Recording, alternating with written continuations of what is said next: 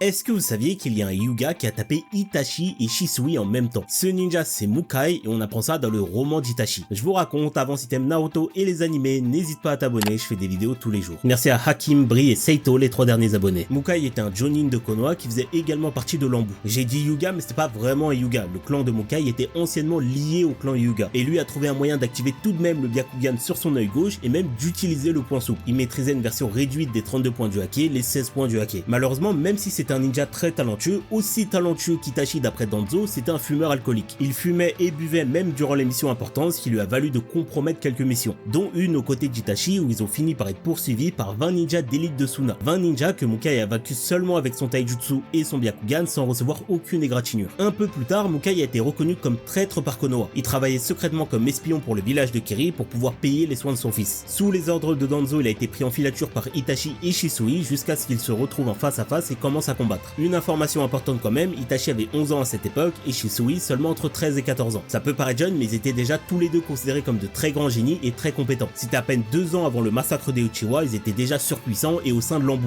Le combat a commencé avec un 1v1 entre Mukai et Shisui pendant qu'Itachi se cachait en attendant une occasion. Shisui n'a même pas réussi à le toucher et Mukai a même réussi à couper en deux une boule de feu avec son poing souple. Même quand Itachi a tenté de rejoindre le combat et le prendre par surprise, grâce au Byakugan il l'a cramé et il s'est fait enclencher avec les points du hake. Shisui a essayé de s'interposer mais s'est fait étrangler par Mukai et leurs deux Sharingan n'avaient absolument aucun effet sur Mukai. C'est seulement après avoir compris ça que pendant un bref instant où leurs yeux se sont croisés que Shisui a utilisé son Mangekyo Sharingan pour mettre Mukai dans un genjutsu. Ça a fonctionné mais comme le disait Shisui lui-même à la fin du combat, ça a uniquement fonctionné parce que Mukai n'était pas au courant de l'existence du Mangekyo Sharingan. Je sais pas pourquoi d'ailleurs, parce qu'à la base Shisui, de ce qu'on avait compris, il pouvait utiliser son Mangekyo Sharingan sans même te regarder dans les yeux. C'est pas très cohérent. Malgré ça, au préalable, Mukai s'était lancé un genjutsu sur lui-même pour s'ouvrir le ventre si jamais il était pris dans un genjutsu, pour l'empêcher de révéler quoi que ce soit, et évidemment il est mort à la suite de ses blessures.